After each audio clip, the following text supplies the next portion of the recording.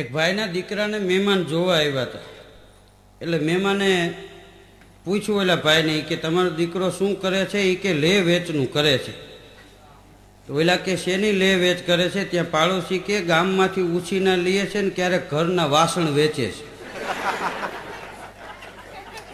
મહેમાન કે અમે ટપાલ લખશું એમ કરીને વી ગયો. હા, અમે કાર્યક્રમમાં કાયમ કહી છીએ કલાકારના માઇક અને વાણંદનો હજીયો એ બે હારા ન હોય તો અમને વાંધો ન આવે, પણ ગ્રાહક દુખી બહુ થાય. હા, એક ભાઈ વાણંદની દુકાને ગયો ને કે વાળ કાપવા છે. તો વાણંદ કે કાકા ટૂંકા કેટલા રાખું? એ કે તારી કાકીના હાથમાં ન આવે એવા કરીને. એ કેવો કડે ચડ્યો છે. હા, એક બાપા તો બોલીના એટલા બધા ઓલા હા ગમે એ નીકળ્યા હોય તો કોઈ દી સારો જવાબ ન આપે. એમાં એક ભાઈએ પૂછ્યું એ કે ભાઈ અહીંથી કે અમારે સાણંદ જવું છે, કેટલી વાર લાગશે? બાપા બોલ્યા નહીં. કે બાપા અમારે સાણંદ જવું છે. બાપા કાંઈ બોલ્યા જ નહીં.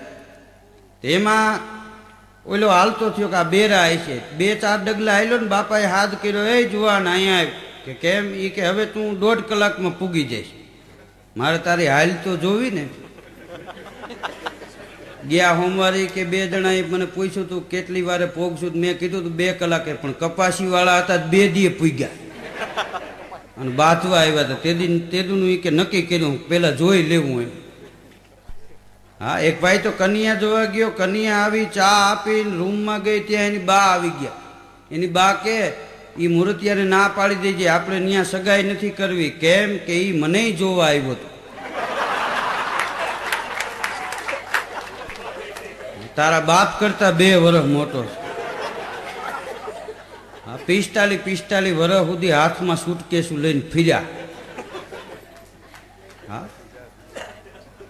એક બાપા તો એવા બધા પાસાના. એમાં એના દીકરાનો સવારે માંડવો હતો. તો છોકરાઓને ખબર કે બાપાને વાળીએ મોકલી દેજો, નકામી બોલીને અપશુકન કરે એના કરતા વાળીએ હારા.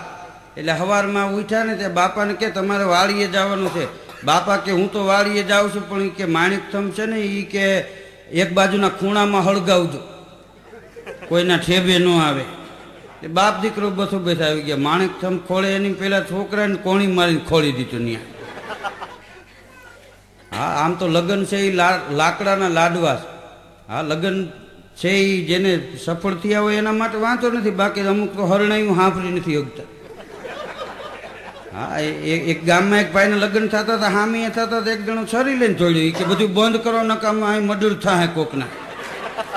તું ભંગાણો એટલે બધાય નહીં એમ. હા, લગ્નમાં આમ તો 2 વર્ગ હોય છે. એક વરાજાને જોઈ અને દાજતા હોય, પેટે બળતા હોય, વાતું કરતા હોય. હા, અને એક છે એ વરાજાને જોઈ અને રાજી થતા હોય. 2 વર્ગો હોય લગ્નમાં. હા, વાંટા હોય ને એ દાજતા હોય કે આનો મેળ પડી ગયો ને આપણે રહી ગયા. અને પરણેલા હોય એ રાજી થતા હોય કે આ દીકરો ભંગાવાનો થયો, પોર આપણી હારે પાણી ભરવા ન ઉભો રહીએ કહીજો. હા, એ જોઈને રાજી થતા હોય એમ. હા, એક ભાઈ એના મિત્રને પૂછ્યું એ કે આ વરઘોળો કેમ કહેવાય? જેમાં વર ઘોળો વળી જાય. કારણ કે ગુટકા ન ખાતા હોય તો બીજા આવીને ખવડાવી જાય ને, કોઈ પાન ખવડાવી જાય ને, કોઈને ના જ ન પાડી શકે. એ ઘોળો વળી જાય એમને. હા, અને પાછા સુધરેલ પાછામાં વાતું કરે. હું તો એક ભાઈ ત્યાં લગ્ન હતા ગયો તો વરાજો મને કે ચેકલ ચોપારીના કટકા ફાવશે, ચકલીનો ચ જ વાપરે એમ. મેં કીધું એ નહીં ફાવે. મને કે ચોળા પીઓ, ચોળા પીઓ.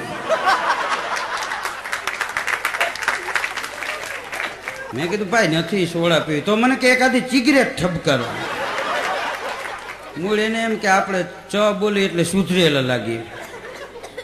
અને અમુક ચ ન બોલે. કોકને ઘેરે જાય ને તો કે આ વખતે અમારે ઘેરે ચોક્કસ ને ચોક્કસ આવજો. ભાઈ હવે નથી ચોક્કસ ને ચોક્કસ આવવું. હા, લગ્નમાં આમ તો સવારે માંડવો પડે ગીત ગવાતા લગ્નમાં. આ વીરાને મંડપ હોના કેરા થંપ રૂપા કેરી વળિયું. હા, વીરાને માંડવે હોના કેરા થંપ અને રૂપા કેરી વળિયું. પછી ભલે ને વાહડા નાખ્યા હોય. આ તો ઓઈલો ખર્ચમાં પાછો ન પડે. પણ હકીકતમાં આ તો હાસ્યની વાત છે. પણ એવું નથી. હોના કેરા થંપ એટલે હોના જેવા 2 હામાં વેવાયું હોય, રૂપાની વળિયું જેવા વર અને કૈના હોય એટલે એ ગીત ગવાતા હોય.